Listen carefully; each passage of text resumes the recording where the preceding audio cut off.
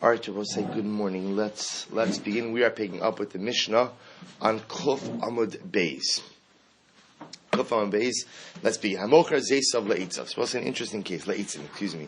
I go ahead and I sell my olive trees for firewood. So we're talking over here about a situation where my olive trees obviously are not producing anything significant,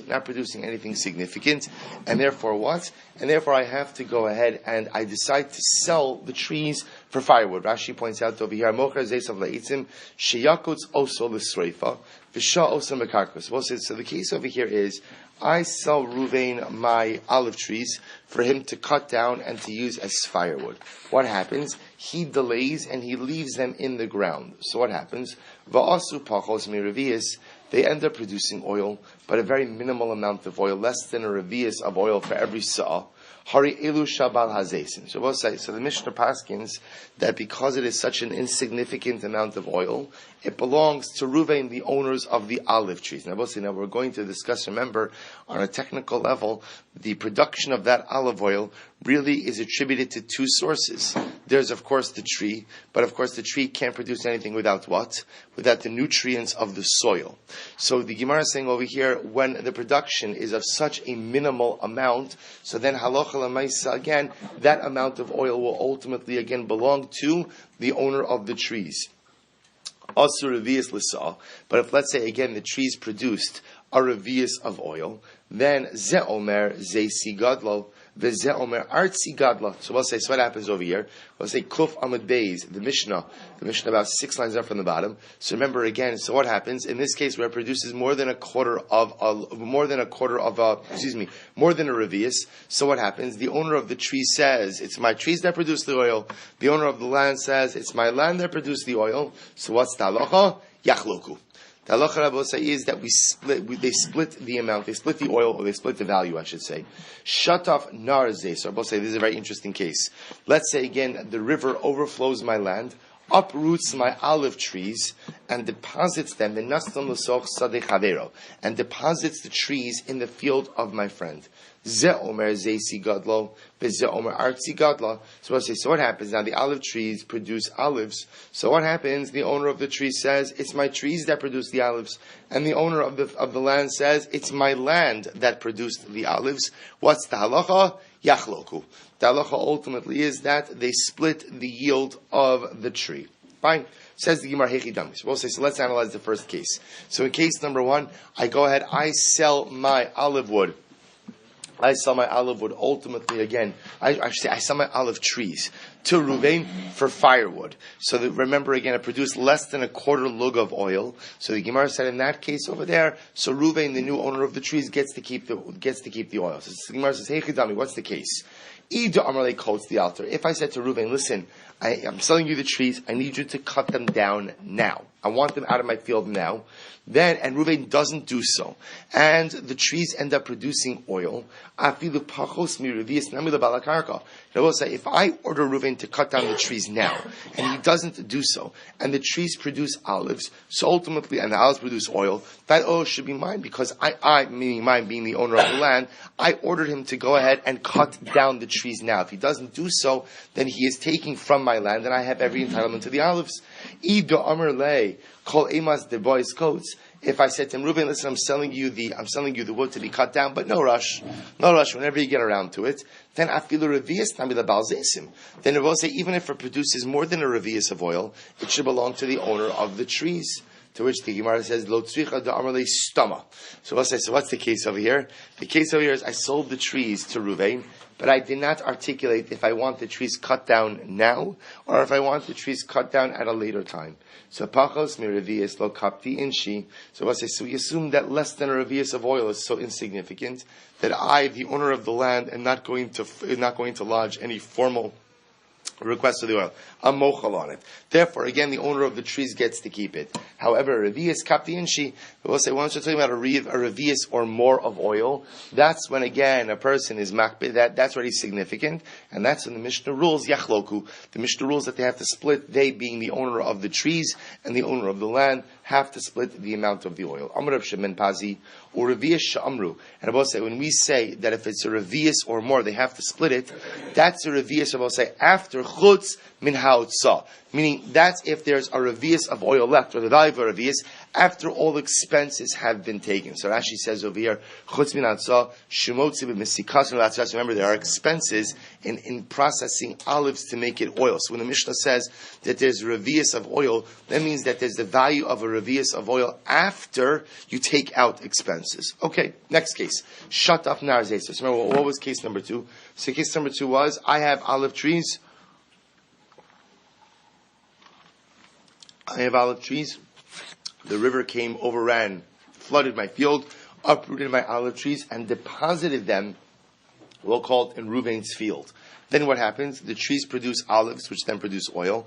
I claim it's my trees that produced the oil. Reuven claims it's his soil that produced the oil. So what happens? What happens? The halacha again is the halacha is yachloku. They once again split the value of the olives, or the value of the oil. Says the Gemara, Amar Ula, Amar Reish Lakish, Lo shanu ela shenekra begushehem. We'll say, when do we say yachloku? When do we say yachloku? That's only if the olive trees were uprooted with gushein. I don't know what the technical term is, but gushein means like they were uprooted with the clod of earth. Again, so that it's not the pshat, the roots aren't exposed. So when it was uprooted with the clod of earth in which the roots are in, which means that some significant, I'm sorry? The root ball. Should you just make that up? No, okay, good. All right, sounded good. Either way, good. The root ball. So the idea over here is that I remember I'm the owner of the trees. My soil is going with the tree, so it's the tree with the root ball. Fine. Furthermore, again, this is happening after 3 years. We both say, of course, remember again, after 3 years means this tree is no longer arla. Now look at Rashi for just a moment. That the tree was uprooted with the root ball, with the clod of earth surrounding the roots. Sheyacholin lachios al yado. Sibbo said, because the chap over here is what? That tree, because it has the root ball, that tree technically could still live. I'm sure not forever, but could still live for a while, even without being replanted. So in that case over there, we'll say also p'tur mina arla kidisnan ilan sheneka vasela imo liyachol lachios pater ve'im lav chayv. This is actually an interesting discussion in the Mishnayos and Arla. Especially in the Mishnayos and Arla is if you uproot a tree and replant it in another field, does the Arla clock restart or not? So without getting into the technicalities, everyone will agree that if the root ball was taken with it, then Lamaisa, again, the Arla clock does not restart. So in this case over here, number one is that the tree was uprooted, the clod of earth with the roots is with it. So therefore this is important because the Arla clock does not start over when it gets to Reuven's field. Furthermore, look at the next Rashi. Ula'achar shalosh kilomar afilu ne'ekra begushen lo shanu diyachloku el la'achar shalosh shanim sheshat fananar shilu nitan metrila balakarka v'lo gushen kvar yatsu achshem mechlala arla dahashalo mahani le gushen debalzesim midi. I'm sorry, debalzesim la'achar midi shalosh. So we'll say. Furthermore, again, we'll see this in just a little bit. It also must be after 3 years. So Rish Lakish is coming along and saying, when do we say yachloku? In this case of the replanted olive tree, 2 criteria have to be in place. Number 1, the root ball is intact. Number 2, it's after 3 years. So the period of Arla ultimately again is Goseh, meaning even had, well, good, we'll see. Let's go on the Gemara. Aval b'soch shalosh, but if the tree were to be uprooted within 3 years, then hakol shel bal hazesim. Everyone agrees that the entire olive crop belongs to the owner of the trees. Look at Rashi. Aval b'soch shalosh, gushin de balazesim hu de kasharilahu, v'hakol shalo. See, Rabbi say at the end of the day, if it was within 3 years and the root ball was there, so remember again, that at that point in time, the entire tree is really only permitted for consumption because the original root ball is intact, and therefore in that case, again, the owner of the trees gets to consume all of the olives. Why?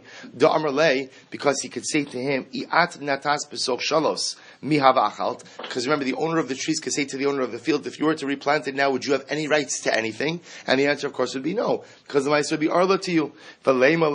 So why can't the owner of the field say back to the owner of the tree, if I were to plant it, after 3 years, I would be entitled to the entire crop. However, hashta ka'achlas palga ba'adai, at least now I should be able to get part of the crop. Ella ki asar avana amar Reish Lakish. So this leads Reish Lakish to reformulate his argument. Reish Lakish says, Lo shanu ella shene'ekru begushehen ubesoch shalosh. Comes on Reish Lakish and says the following: when do we say achloku? That's only if the tree was uprooted with its root ball, and it's within the first 3 years of arla. Avala achar shalosh, but if it was uprooted after 3 years, then hakol lebal hakarka. Then I will say, in fact, all of the olives will go to the owner of the field. Why? The amarle, because the owner of the field could say to the owner of the tree, "I'ana nati la'achar shalosh." If I would have planted this tree after 3 years, mila hava achil kule, would I not be entitled to go ahead and eat the entire crop? V'leima le, and let the owner of the tree say back to the owner of the field, "I'at natas b'soch shalosh." Had you planted it within 3 years, lahava achalt, you would not have been entitled to consume anything. Hashta ka'achalt palga bahadoi. Ultimately, again, you should only be entitled to eat half of it with me. Mishum de amalei, because he could claim back to him, meaning the owner of the field could claim back to the owner of the trees. I'anon natoi, if I would have planted these olive trees, havakatini, I would have planted more slender trees. Vizar'ana techusaihu silka v'yarka. So we'll say apparently there are different types of olive trees. There are wider trees and slimmer trees. What's the chapa? What's the afkamina between them? The afkamina is the following. You can't really plant anything in the area underneath the shade of the tree because the plants don't get sufficient sunlight. So if you plant wider olive trees, you can't use the area underneath the tree. If you plant slimmer trees, then Lamaisa, again, the owner of the field could have said, I could have planted under there silka v'yarka. I could have planted under there different kinds of beets and different kinds of vegetables. Fine. So we'll say, bottom line for our purposes is that halacha lamaisa, again, in this particular situation, the way Reish Lakish is interpreting the Mishnah, is that if in the event that the river overran my field, washed away my trees, replanted them in Reuven's field, and then the trees produced olives, so who gets the olives? So the Mishnah paskins yachloku. I, the owner of the tree, have to split it with the owner of the field. Shabbos, just the underlying logic behind that is because both of those contribute to the growth of the olives. You can't have the olives without the tree. You can't have the olives without the soil. Therefore, we're shutzfim. We're essentially partners. We're essentially partners in the production of the oil. All Reish Lakish comes along and teaches us is just further refines the case and says that the situation has to be where the original bulb, right, the root ball, is still intact when the trees are uprooted, and it's besoch shalosh, and ultimately it's still within the first 3 years of Arla. That will be the achloku situation. Fine. Tana, so what's we learned? Amar halav zeisai ani notel ein shomelom. Supposed to listen to this. Let's say, so remember again, my trees got washed away, are now replanted in Reuven's field. So remember, we're talking about how to go ahead and split the crop. But let's say, there seems to be a much more intuitive original case, which is, I come to Reuven's field and I say what? I'm taking my trees back. Right, meaning I'm taking my trees back. I mean, it's interesting, if you notice, again, the Mishnah doesn't even talk about that case. The Mishnah just discusses how you split up the produce. So it says the Gemara, there's a very good reason for that, because if I show up in Reuven's field and I say, Zesani notal, I'm taking my trees, ein shomin lo. Rabbi say, we do not listen to me. In other words, the owner of the trees has no right to uproot his trees and take them back. My time, Rabbi say, get ready to how beautiful this is. What's the reason for that? Amar Rabbi Yochanan, mishum yishuv eretz Yisrael. So Rabbi Yochanan says, why? Because we do not go ahead and because we are committed to creating habitation in Eretz Yisrael, creating life in Eretz Yisrael. The act of uprooting trees in Eretz Yisrael is not something we do. Therefore, again, unfortunately, it's my tree. And again, unfortunately, I'm going to suffer a little bit of a loss over here because remember we just saw the Pesach in the Mishnah is Yachloku, but Lamaisa, again, you can't uproot trees in Eretz Yisrael. Alt Yishav Eretz Yisrael, making Eretz Yisrael habitable and beautiful. Rabbi Yirmiyah. So Rabbi Yirmiyah has an interesting postscript on this. He says, "Kigon da tzricha rabba." This type of ruling requires a lot of explanation. I will say, now look at Rashi. Tzvicha Rabba, Shem lo Pirush Rabbi Yochanan, lo hainu omrim osa misvara. Had Rabbi Yochanan not explained this, says Rabbi Yirmiyah, we would not have thought this to be the case intuitively. In other words, intuitively, I would have assumed that when I show up at Reuben's field and say, I'm taking my trees back, what's the halacha? What's the halacha? I could take my trees back. So all Rabbi Yirmiyah is just saying over here, what Rabbi Yirmiyah is driving at is the following. We've seen this before. We'll say, there are many times that Chazal make halachas that they do not explain the reason for it. Right? And there's a very good reason why often Chazal don't explain the reason for it. Because what happens, it's almost like with your kids. Right? So what happens sometimes if you tell your kids they have to do something and they ask why? They want like a whole Torah on it. Like, give me the Rashi, give me the Torah. I want to understand your thought process. So as a parent, what do you sometimes say? Right? Do it. Why? Because you understand that if you start getting into the thought process with your kids, so again, we're going to say, well, what about this, what about that? And sometimes I'm the parent, you have to do what I say, and it's not a conversation. So Chazal sometimes adopt this type of paternalistic approach to us as well. Chazal institute halachas, Chazal or Chazal, they legislate laws, and the truth is they don't need every single shmo who thinks that he's a Tan or an Amora to start arguing with them about, I think this, and I think that, and it's this sheet, and you don't understand this. Chazal said, this is what you do. This is what you do. It's just, a lot of Judaism is about being a good soldier and just knowing how to listen to Chazal, knowing how to listen to HaKadosh Baruch Hu. So what Rabbi Yirmiyah is saying over here is, however, there are some halachos that Chazal make that just seem to be so out of the ballpark that Chazal have to explain it in order that we understand at least some frame of reference where they're coming from. So Rabbi Yomi is just saying over here, I would have thought that absolutely the owner of the trees has every single right to go ahead and reclaim his trees.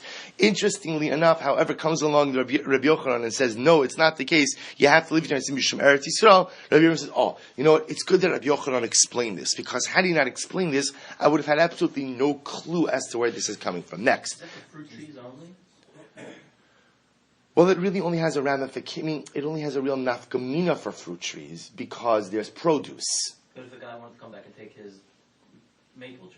So Pashas, Rabbi Yochanan's logic would apply to any tree. You cannot uproot vegetation in Eretz Yisrael to transplant it somewhere else. Unless, again, obviously, we'll say there are exceptions to this rule. But in Pashas, this is an acute situation because remember, olives are my parnasa. This is my livelihood. I'm an olive farmer, if that's the right term. So the mice over here, again, it's not just about the fact that I had a nice tree in my yard, I want it back. This is my parnasa, yet again, we're still passing, you can't uproot it. Does it get compensation?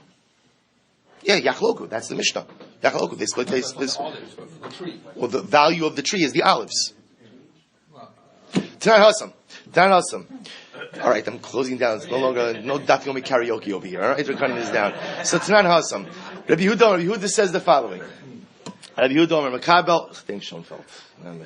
Hamakabel sada avosa min anochri. So what happens? So again, we'll say another interesting case. Hamakabel sada avosa min anochri means we're going to define the scope of this case in just a little bit. I receive literally the way this translates is sada avosa is an ancestral field. I receive an ancestral field from a nachri. Again, we'll discuss what this means. Ma'aser v'nosin. So we'll say the case over here. Look at Rashi. Hamakabel lemechza. So we'll say the way we're working over here is I'm like a sharecropper. I'm a sharecropper, so I am farming the field, and I give the nachri, I give a Gentile a certain percentage of the crop. So the crop is mine, but I pay him a certain percentage of the crop. So this is an interesting halacha. Ma'aser, the halacha is, before I give the nachri his portion, I have to take meiser from the total yield of the field. So meaning, the havamina is, what should I take meiser from?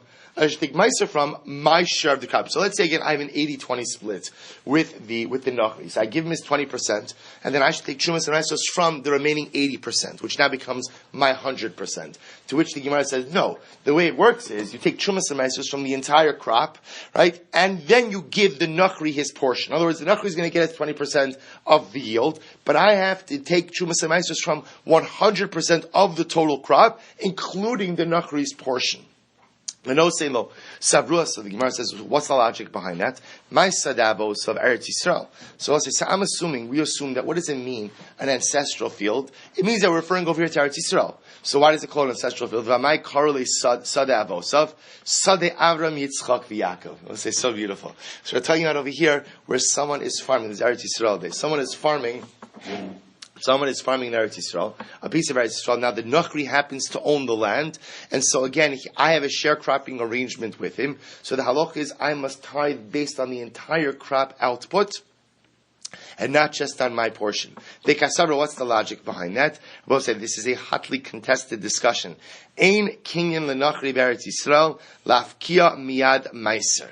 So we'll say, because what the Gemara is teaching me over here is that Gentile ownership of the land does not go ahead and remove the sanctity of the land. I will say this is one of the most important machloksim, not just in historical Eretz Yisrael, but in contemporary Eretz Yisrael, because you understand this has made ramifications every 7 years, because the whole concept of heter mechira, the concept of the ability to sell land to a non-Jew, and thereby circumvent the laws of Shemitah, is predicated on the idea that Gentile ownership of Eretz Yisrael removes certain kedusha from the land. It's just important to understand that there are also those who are vehemently against heter mechira. This is not like a Zionism argument. So whether or not you're pro or against heter mechira is a halachic argument. It's absolutely a halachic argument, because I will say it's a fundamental machlokes. Right? We're seeing it. Does a Nachri, does a non-Jew have a kinyan in Eretz Yisrael or not? The nafkamina being if a Gentile owns Jewish land, because it's all Jewish land, even if a Gentile owns it, but lamais again, does it remove the kedusha of the land or not? So it must be over here. What we're saying over here is the fact that I have to tithe the entire crop. What does that tell me? That Gentile ownership of the land does not remove the sanctity of the land. And furthermore, umikabel kechocher dami. And I will say, without getting into all the technicalities over here, there are different types of leasing agreements of land. So what he calls a makabel, which I guess we would translate as a sharecropper, is like a chocher. So chocher is literally translated often like a tenant farmer. So these are just different types of farming arrangements. But what we're seeing over here is that in both of these situations, both the tenant farmers as well as the sharecroppers are usually considered to be full owners of the produce. The produce belongs to them, and then they subsequently have to pay a fee, a leasing fee, a rental fee, to the Gentile owners. To which the Gemara says, Ma chocher bein avad, bein lo avad, ba yisuri umeiton lei. So we'll say ultimately, just like the tenant farmer, whether the field produces or the field doesn't produce, he's got to pay the Gentile owner. So the Gemara says, umeiton lei dechi poreach ovasodami. He's like someone paying a bill, paying a debt. Af mekabel, so to a sharecropper, nami ki poreach ovasodami, ma'aser v'nosino. Therefore, I will say, essentially, because both of these individuals are considered to be the owner of the produce, therefore they must tithe the entire produce, and then only afterwards give the Gentile his portion. But that which we learned, Rabbi Yehuda Omer, Hamekabel sada avosav mimatzik nochri. We'll say if somebody goes ahead and receives an ancestral field from a matzik nochri. What's a matzik? If you look at Rashi, matzik is an anas. So literally, again, a criminal, right? So an anas is someone who extorts land. So what happens? There is a non-Jew who extorted land from a Jew, and now I am working that land. I'm a sharecropper on that land. So what's the halacha? Ma'aser v'nosein lo. So I'll say, so the halacha is ultimately, again, I have to take meiser from the entire crop, and then only afterwards do I separate out the Gentiles portion. So my area, so in other words, I will say, so remember, I get kind of hit doubly in this, because remember again, the Gentiles portion is going to come from 100% of the crop. The Trumas and Maasros also come from 100% of the crop. So the idea is I figure out my Trumas and Maasros, right, and then I figure out ultimately again how much I owe the Gentile. So the Gemara says, well, if that's the case, my area matzik, afilu in matzik dami. Why do you have to set this up as a case of a Gentile criminal? What does it matter if the Gentile owner is a criminal or not a criminal? Bottom line, at the end of the day, the halacha is I have to go ahead and give the Gentile. I have to tithe from 100% of the crop. To which the Gemara says, El li olam yesh kinyan l'nachri b'Eretz Yisrael afkia miad meiser. So we'll say rather, in reality, we're saying that there is a non-Jew does have the ability to own a land in Eretz Yisrael, and thereby remove the sanctity of the land for Trumas and Maasros. And it may be that a sharecropper is not like a tenant farmer. In other words, that perhaps the sharecropper does not own the crop in its entirety. Umas Sade Avosav. So we'll say, so what are we talking about when we say an ancestral field? Sade Avosav Mamish. Oh, this is very interesting. What's the case over here? The case over here is the non-Jew seized my ancestral land in Eretz Yisrael. And what happens now? After he seized it from me, he hired me to be the sharecropper. So what happens? So the Gemara says, "Uladidehu de kansu rabbanon." So we'll say, so what happened? So the rabbis penalized me. Now we're going to discuss why this is. The rabbis penalized me, and they told me that when I take Trumas and Meisters from this land, what do I have to do? I have to take Trumas and Meisters from 100% of the crop. Since this field is precious to me, I will pay the penalty. In other words, we'll say the penalty is that I have to go ahead and take Trumas and Meisters, not just on my portion, but on 100% of the field. About inish ta'alma lo. But we'll say regular people who do not have a familial connection to this field, they're going to realize this is a bad deal, and they're not going to farm this field. I will day my time at Kansura. So what is this? This doesn't make sense. Why would the rabbis penalize me? Meaning I'm the former owner of this field. The Gentiles stole my field, and now he hired me as a sharecropper. So you're telling me under the strict letter of the law, I only have to tithe what? My portion of the crop, not 100%, not the Gentiles' portion as well. This is a rabbinic penalty. And the rabbis are only penalizing me, the former owner of the field, who's now the sharecropper, but not penalizing someone else. What's the pshat, says the Gemara? Listen to this. Am Rabbi Yochanan, Kadesha Tehei Bara Biyadar. I will say why. The penalty is not really there to penalize me. The penalty is there to incentivize me to do what? To do whatever I can to buy back my land. Since this is such a bad financial setup, because I have to tithe based on 100% of the yield of the field, not just my portion, it incentivizes me to go ahead and buy back my field from the Gentile. And I will say again, Chazal are essentially incentivizing the Jewish sharecropper to do whatever he can to buy back his land in Eretz Yisrael. Rabbi Yirmiyah kigom da tzricha rava. So we'll say again, Rabbi Yirmiyah comes and says, oh, by the way, this is another one that I'm really happy, Rabbi Yochanan, you explained this. Because without your explanation, I would not have intuitively assumed this, and would not have understood this. Gemara goes weiter. Itmar, hayori l'sok sadech havera v'nata shlo b'rshos. Oh, so it's an interesting halacha. I go into my friend's field, and I plant in his field without his permission. So I plant some trees in his field without his permission. So Amarav, so we'll say, remember, we've already discussed the idea that halacha l'maisa, again, when you do something of objective value for someone, so the halacha is that they have to pay you. They have to pay you for your services, even though they did not request it. This is assuming it's of objective value. But how do we evaluate those services? Amarav, shamin lo, v'yada ala tachtona. So Rav says, look, what we do is we evaluate the services. Shamin lo literally means, Rashi says over here, yada ala tachtona, ema shevach yesal hatzar. So there are two potential values over here. There is the shevach, the appreciation of the field, and there is expenses, hotzos. So Rav essentially says, we take the lower of those two amounts, the appreciation of the field now that it's planted, or the expenses, and that's the amount that the owner of the field has to pay the planter. Shmuel says, Omdim kama adam rotza litim b'sadeh zulinota, and Shmuel says, no, we evaluate the amount that someone would go ahead and want to pay in order to have trees planted in his field. They're not really arguing. Kan b'sadeh ha'asuya lita, kan b'sadeh she'ena asuya lita. There are two different kinds of fields. If it's a field that people normally plant trees in, so then we would use Shmuel's metric. If it's a field that people wouldn't normally plant in, we use Rav's metric. Okay. V'had Rav lo vlad b'ferish in ma'el mechlal. Both say Rav's statement was not said explicitly, rather it was inferred. What did Rav say? Both say Kuf Aleph Amud Aleph, first wide line on the bottom. Tahuda asla kamei Rav. There was a man who came before Rav. Amar le zil shum le. So what happens? We'll say, so this kind of case came before Rav, where someone went ahead and planted in his friend's field without the friend's permission. So Amar le zil shum le. So ultimately, again, so Rav said to the Baal Asad, to the owner of the field, no, go ahead and evaluate how much appreciation versus how much expense, and pay the planter the lower of the two. Amar le lo ba'ina. So listen to this. So the Baal Asad said to Rav, you don't understand. I didn't ask for this. Meaning, why should I pay him anything? I didn't ask him for anything. In other words, he showed up at my field and he just started planting saplings. Is there some type of objective benefit? There might be, but I didn't ask for this. Amarle zil shumle. So Rav said again to the owner of the field, no, you have to pay him v'yado ala tachtona. And ultimately again, but he's at a disadvantage. In other words, his disadvantage is that you only have to pay him the lower of either the appreciation or the expenses.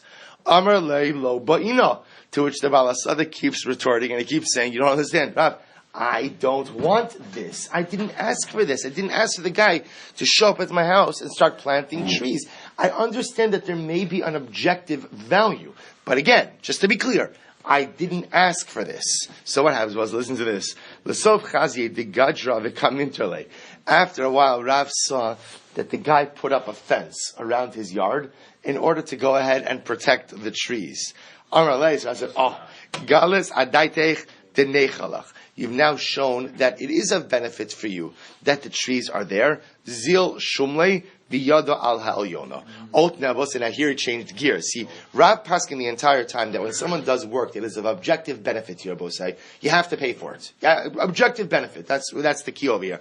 You have to pay for it, but you only have to pay the lower of the two amounts, either of his expenses or of appreciation. So, bosai, if somebody comes and plants trees in my yard, and let's say again, had I hired someone to do it, the job would have been $5,000. I don't have to pay him $5,000. I have to pay him the lower of either the appreciation or his expenses. In this case over here, Rav saw that the guy clearly wanted it. The fact that he put up a fence and the fact that he was guarding the trees, Rav said, oh, you want it? Now, not only do you have to pay him, B'yada al ha'elyona. You have to pay him ultimately again the higher of the two amounts, ultimately again either expenses or appreciation. Next, so the Gemara says, Itmar, hayori l'sochur, that's another interesting case. I go into the ruin of my friend. So right, Reuven has a broken down house, a ruin. And what happens? Ubina shelo b'shuso. I rebuild the ruin without his rishus. V'amarlo. So once I say after I rebuild it without his rishus, what do I do? V'amarlo etzai ba'avana aniyotel. Then I said, Reuven, I know I rebuilt this without your rishus. Listen, I need back my stones and my wood. Right? In other words, which is another way of saying, I need to deconstruct that which I built for you without your permission. So what's the halacha? Rav Nachman Amar Shomenlo. Rav Nachman says, listen, we listen to him. He has the right to do that. Rav Sheshes Amar In Shomenlo. Rav Sheshes says, no, we don't listen to him. So may say, so we'll say, the Gemara now raises the kasha. Rav Shimon Gamliel Omer, Beishamai Omrim Shomenlo, Ubeisilo Omrim In Shomenlo. Rav Shimon Gamliel says that Rabbi said this in fact is a machlokes Beishamai and Beisilo. Beishamai says we listen to him, we allow him to deconstruct the chorba. Beisilo says we do not allow him to deconstruct the chorba. Leimer Rav Nachman Damer Ki Beishamai. Who Damer? So we'll say, Leimer Rav Nachman Damer Ki Beishamai. So we'll say that Rav Nachman aligns with Beishamai, to which the Gemara says no. Who Damer Ki Aitana Desanya Shomenlo Divrei Reb Shimon Elazar. Rabbi Shimon Gamliel Omer, Beishamai Omer Shomelo, Ubeisila Omer Ein Shomelo. So we'll say so again. It's a machlokas if there's a machlokas. That's the bottom line over here, right? Is it machlokas Beishamai Beisila? Is it not machlokas Beishamai Beisila? But okay, bottom line, my habilah. So we'll say okay, bottom line. So what's the halacha? Right? Reuven came into my field, rebuilt my ruin of his own volition. He did not ask me. Then he comes along and says, by the way, I need my wood and my stones back. He wants to deconstruct that which he built. Does he have the right to do that? I'm Rav Yaakov, Rabbi Yochanan, I'll say, I'm a base. What's the halacha? That bayis shomenlo, the sada in shomenlo. So, listen to this. If he rebuilt a home, then yes, and again, he did this without my permission, and he did it ultimately with his own building materials, then yes, Reuven has the right later on to come along and say, I need to take my wood and my stones back and to effectively deconstruct the home. However, besada in shomelo. But also when it comes to a field, we do not do it. In other words, if Reuven came along, I had a fallow field, and Reuven came along and planted my field, and then he says, you know what, I need my saplings back. I need my trees back. We do not allow him to dig up the trees. So we allow him to deconstruct the home. We don't allow him to dig up the trees. Why not? Besada my taima. Again, so beautifully, Mishum Yishav Eretz Yisrael. Because again, in order to encourage the habitation of Eretz Yisrael, so again, to deconstruct the home, that you can do, but Lamaisa, to uproot a field, that you cannot do. We'll say, others say that you can't uproot a field. Why? Because you're weakening the soil. Because we'll say, once you've planted in the field, so those plants or those saplings, which whatever, have already begun to soak up the nutrients. If you now uproot it and plant something else there afterwards, you will weaken the field. So what is the practical difference between these two opinions? So now everybody's agreeing that you can deconstruct the house, but you can't uproot the field. We just have a machlokes as to why you can't uproot the field. Is it mishum eretz yishuv eretz Yisrael, or is it because you're weakening the field? Which is my ben? What's the nafkamina between those two reasons? So what's the nafkamina will be? Are you permitted to uproot a field in chutz la'aretz? In other words, let's say Reuven came into my field in chutz la'aretz and he planted it, and now he wants to uproot the saplings, wants to take back the saplings. Can he do it? So it depends. If you hold that it's about weakening the field, then what? Even in chutz la'aretz, you can't do it. But if you hold that it's mishum yishuv eretz Yisrael, then this is only a din in the field in Eretz Yisrael, but not a din in chutz la'aretz. Good. Says the Mishnah. We'll say now we're going to get into some interesting rental law, right? Real estate rental leasing law. So hamaskir b'ayis l'chaveri v'osay yisham. We'll say if I rent a home to my friend during the rainy season. So just for our contextual purposes, in Eretz Yisrael the rainy season is considered to be from Sukkot until Pesach. So I rent my friend a home during the rainy season. Eino yochal lohotzio min hachag va'ad haPesach. So I am not permitted to go ahead and eject him from the home. I can't terminate the lease between Sukkot and Pesach. That's the rainy season. So we'll say the way ultimately we're going to understand this phrase, I'll just tell it to you now because it'll make things a little bit easier. The way we're going to learn this is, unless, of course, you give him 30 days notice during the summer season. Now we'll discuss what that means later on. Ubikrachim, however, again I will say, in cities, this is very interesting. In cities, so whether it's the winter or whether it's the summer, a landlord cannot evict someone without giving them at least 12 months notice. You have to give 1 year notice. Look at Rashi. Ubikrachin, ubshein makom hashukim, shakol nimshachim sham lagor sham, va'abatim ein mitzuyin liskar. So the assumption is that in cities, there's always a housing shortage. So because there's always a housing shortage, the landlord cannot eject the tenant with less than 12 months notice. Ubechanuyos, we'll say if you are renting someone, I guess we'd call it what we call retail space, right? You're renting someone, commercial space, right? So somebody's renting space for a store, right? Echad ayaros ve'echad krachim, whether ultimately, again, I'm renting it to them in the cities or in the villages. So what's the halacha? What's the halacha? Actually, the villages and the cities. Shnei masar chodesh. So you have to go ahead and give 12 months notice before you evict a tenant in commercial space. They both say, interestingly enough, we're going to see, if you look at Rashi, it's actually fascinating. What's the reason for that? It's not because commercial space is not easily found. Rashi says there's something amazing. Ubechanuyos shachen b'ni makip akafos. Well, so listen to this, just this aspect because of time. The assumption is shopkeepers often extend credit. So if a shopkeeper is going to be evicted from his space, he needs to have sufficient time, I will say, to what? Not only to find a new location, but what?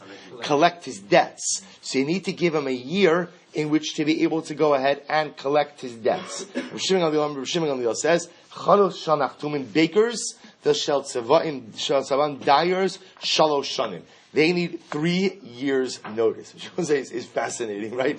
Being able to give 3 years notice. So apparently, again, using our same logic, we will see these type of industries used to extend huge amounts of credit.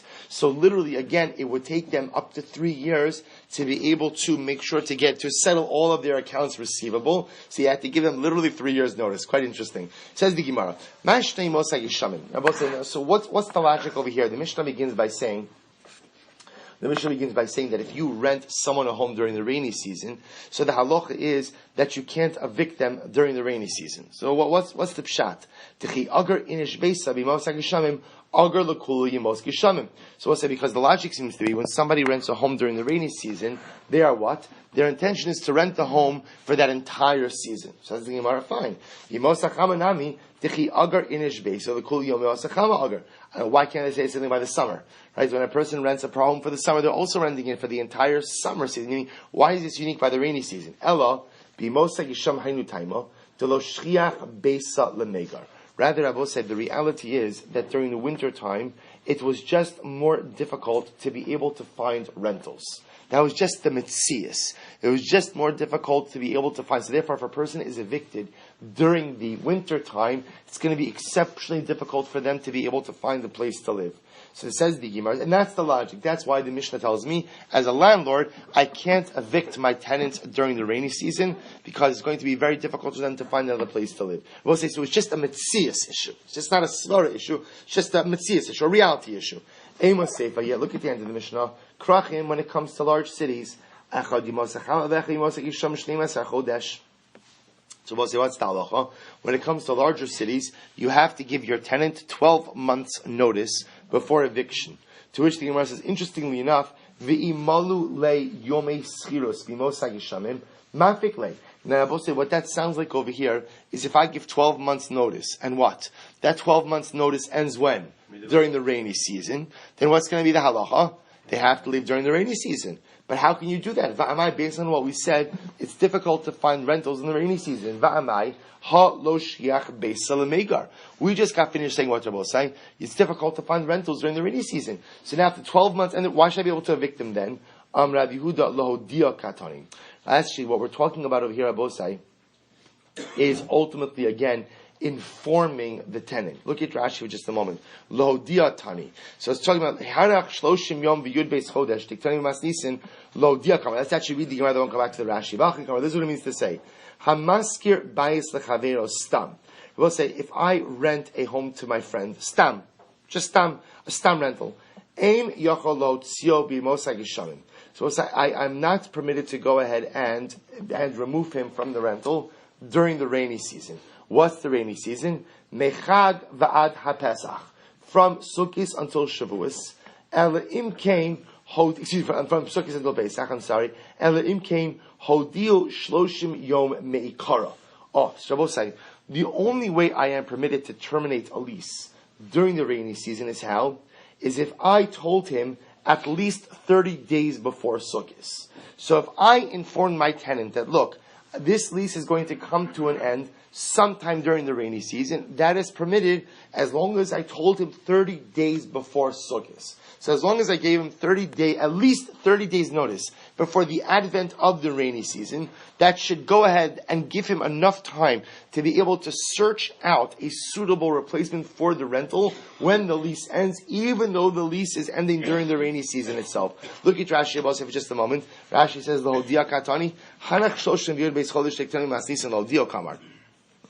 The 30 days are all saying the 12 months are talking about, again, informing the tenant. Look at Rashi. He says, Hamaskir bais lachavero, kali me'asker semehag shamim, eni yochalo tzia misham do shrichi bati. So we'll say, if the rental agreement ends during the rainy season, the lease ends during the rainy season, under normal circumstances, I, the landlord, cannot evict my tenant then, because as we said before, he's going to have difficulty finding another rental. Ela imkain, hodia b'mos achama shloshim yom, shlo yarchiv lo azman mishiyich lezmano, v'hainu mitesvav be'elu tzarach l'odia shloshim kodem achag, or mela shaminon shimkalu yimei schirs b'mos achama. So we'll say, fine. So now, again, we're saying something amazing. So therefore, the halacha is the following. Without any notice prior to the rainy season, I can't terminate the lease during the rainy season. However, again, if I structured the lease in such a way that I told him at least 30 days before Sukkot, the lease is going to end during the rainy season, and I am not extending the lease, just you understand that?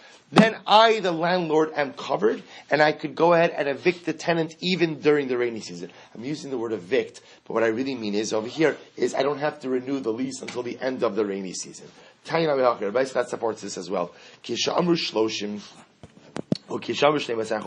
When we speak about 30 days, when we speak about 12 months, lo amru elo lohodio.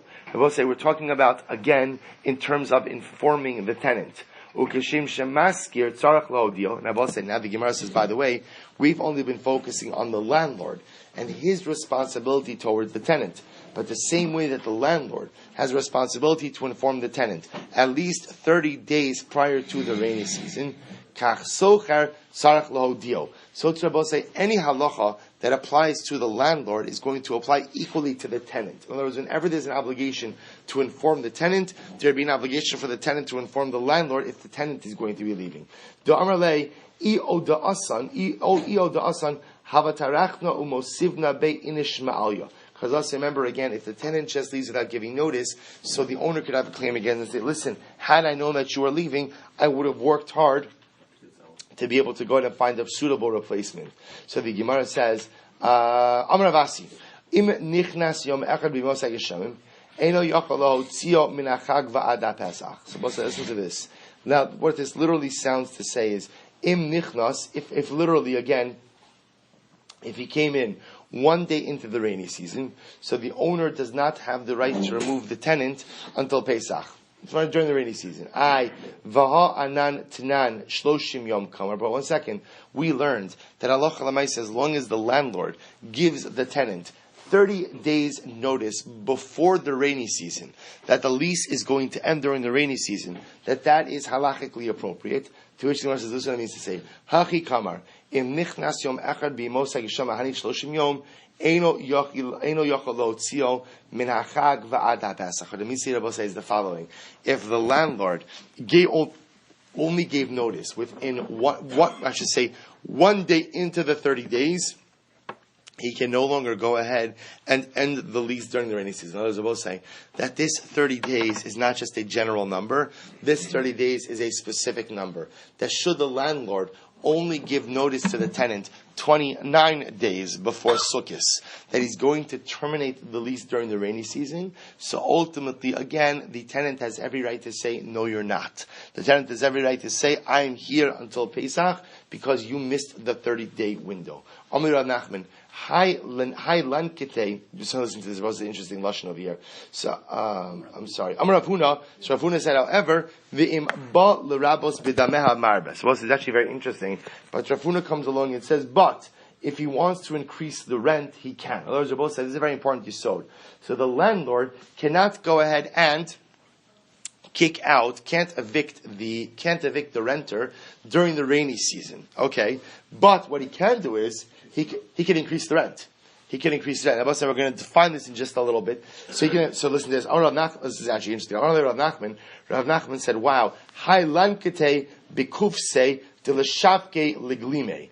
This is like someone who takes hold of someone else. Bikufse literally means by the cluster. Rashi says by the beitzim. Rashi says this is literally like someone who has someone else in a compromising position, who in Kor says he's not going to let go until he sells him his cloak. In other words, isn't that a little bit? I mean, Gemara is using a pretty colorful lashon over here, but isn't this pretty much like putting someone under duress? Meaning, on one hand, you can't kick the guy out because it's the middle of the rainy season, right? And at the same time, you could raise the rent. Now, says, what is the guy going to do? Remember, we just established before that what? That is not. There's usually the housing market is very difficult during the rainy season, so I can't kick him out, but I can raise the rent. To which Gemara says, no. Lo tzricha di yakrabati. No. When could the landlord go ahead and raise the rent? Rabbi was saying when the real estate market is going up. In other words, the landlord can't just unilaterally go ahead and choose to go ahead and raise the rent. But if the housing market is going up, Rabbi was saying that this obviously is a situation. This is a month-to-month rental. Right? Because if somebody has a locked-in lease agreement, then you can't go ahead and change the terms. But assuming it's a month-to-month rental, so fine. So the landlord's hands are tied. Assuming the landlord did not give sufficient notice prior to Sukkot, right before Sukkot, he's locked into the rental till the end of the rainy season. But should real estate prices go up? So the Ma'aseh, under those circumstances, the landlord could say, "Listen, I can't kick you out, but I absolutely have every right to go ahead and raise the rent." Right? So we'll have to stop over here for today. I think I'm going to try to record a little bit more Amir Tzashem, at least until the Mishnah this afternoon. But we'll stop over here for today. Shkoyach. Can the tenant then leave if he can't pay it? He's also locked into the He's like, so he can't. So we're going to continue the rest of the daf on Kuf Aleph Amud Beis 101b, and we're picking up at the two dafs where we left off today. Says the Gemara, Pshita Nafal Beisa, Amar Lo Adifas Minori. So in the event that the owner, let's say the owner of the property, his home falls down on. The owner has two properties, one that he lives in and one that he rents out. So if the home that he's living in falls down, he certainly has the right to dispossess the renter and to take back the rental property because he has no other property. Amrlei, because the owner could say to the renter, Lo adifas minoi, you're no better than me. And therefore, again, certainly your right to the property is no stronger than mine. And since I don't have another place to live, therefore I'm permitted to go out and take this property. He goes, Zabne o orze o yavim matana. However, again, if the person, the owner of the land, went ahead and sold the property, or he gave it as a gift, then Amarle lo adifas migavra da'asis mine. Then now again, At this point in time, the third party comes to take it from the renter. So the renter has the ability to say, you're no better than the person who sold it to you. Meaning that just like the person who sold it to you could not dispossess me, right? Cannot dispossess me again, let's say during the rainy season, without first giving me proper notice. So too you don't have that right as well. Says the Gemara, Kalale Libre. What happens if the owner of the property went ahead and married off his son? Now, at this point in time, again, he wants to use this home that he rented out to give to his son to live in. So we see, ultimately, again, was it possible for the owner of the property to give notice to the socher, to give notice to the renter? So if that's the case, he should have given him notice. But for some reason, if it was impossible, ultimately, again, for the individual, for the owner to give the renter proper notice, then the owner does have the right to go ahead and seize the property from the renter and give it to his son. There was a man who bought a boat filled with wine, a boatload of wine. He couldn't find a place to store it. Islam duchta la'obrim. So he went over to a particular woman. He said, do you have a place that you could rent me, that I could go ahead and keep my wine in? Amar leilo. She said to him, no. Azul kiddush. So what did he do? He went and he married her. Right? He did kiddushin with her. So because now that they had kiddushin, so she gave him a place to be able to store his wine. So he puts the wine, he deposits the wine. Azul abese. Afterwards he goes back to his house. Kasav lagita shadrala. He went ahead and he wrote a get and he sent it to her. In other words, he used her. He married her in order that she would give him the place to store his wine. After he had his wine deposited in a proper storage space, so he goes home, writes a get, and is ready to divorce her. So what happens? Azlahia agri shakaloi mine ube. So what happens? So she went ahead and she hired workers, and she went ahead and she told them, she hired workers to do work for her, and she paid them with the wine. So she told the workers that they're permitted to keep the wine. So what happens? Ultimately, again, she had them go ahead and take the wine out from the storage place. So what happens? The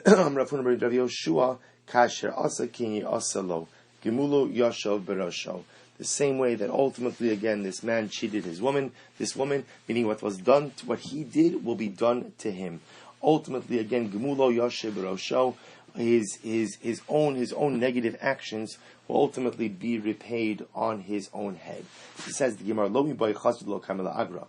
Now the Gemara goes back for just a moment. So it goes without saying that the woman has the ability, in this case, the woman had the right to go ahead and remove his wine in a case, in her quote-unquote husband's wine, in a situation where the property in which the wine was being stored was not a property that was normally rented out. Because remember, again, at that point in time, she has really no desire to store anything in that property, and clearly the only reason she did it was because this man was her husband. But says the Gemara, it could be that even if the field was normally rented out to others, she would still have the right to go ahead and remove the wine from her premises. Why?